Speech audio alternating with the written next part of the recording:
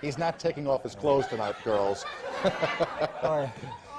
I didn't get a chance to really give you the full introduction because you were playing there, but I read that you described your music as being savage. Was that what you think it is, or is that a misquote? Well, no, I was talking to your chick who works for you the other day. Yeah. Is this mic working? Yep. Yeah, and she asked me for a one-word definition. Yep. And one hates to define oneself, you know, so I just used what some guy in a newspaper said that. Okay. Yeah. Well, you got more than, I know you're out of Since then, breath. I've come up with painful,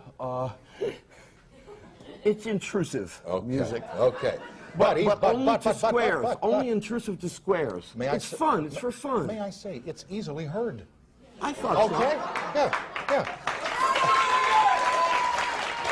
But can I ask, how big an audience for this type of music, which has been called new wave, do you think there is? And if you toned it down a little bit, maybe you'd have more fans. Do you think about that at all? Why are you bleeding? Huh?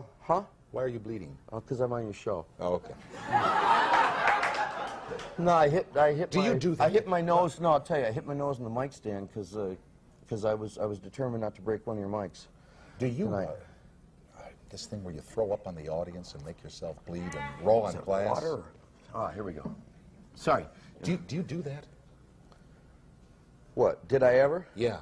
Yes. Why? Well, see how quiet they are. They want to hear. the first time I ever did it was out of frustration.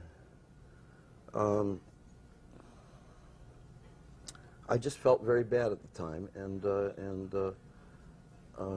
music is an expressive medium that sometimes it can get out of hand, you know, and suddenly maybe you'll be playing a tune, and you really want to express the truth, and the truth at that moment was that I ought to be cut, so I cut myself. Mm-hmm. You know. You see, that scares some people. Well, that was a long time ago, man. Okay, no. I know. What were you doing that year, you know? I don't know. 73. What year did you do it?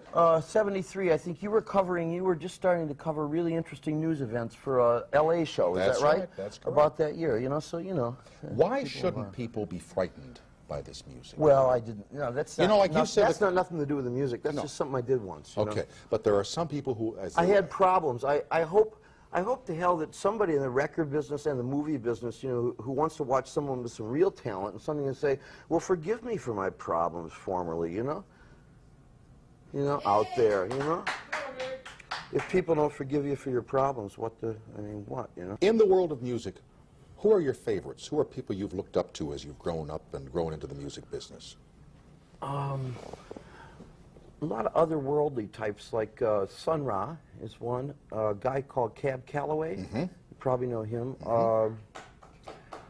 What's the guy? Fats Waller. Okay. Howlin' Wolf. People that you're talking about could be described in a one-word label again as being conventional. No, they weren't at the time. But everything evolves, you know, when you look back. Well, they got conventional this year, but back then they were sort of sleazy, you know. I mean, I hang out, you know. I mean, I'd rather have fun than anything else, you know. But you said something at the beginning of our talk. This music is supposed to be fun. Mm-hmm. Okay, it's not a put down. It's not a threat. It's not. It's for fun. Okay. That's what it's for. It's a function, like. Will you introduce the gentleman in your band when you get back to do this next number? I'd love to, yeah, all right, terrific. All right, you Thanks do for that, and the song that you're going to sing for us is called 5'1". Yeah, that's right. Okay.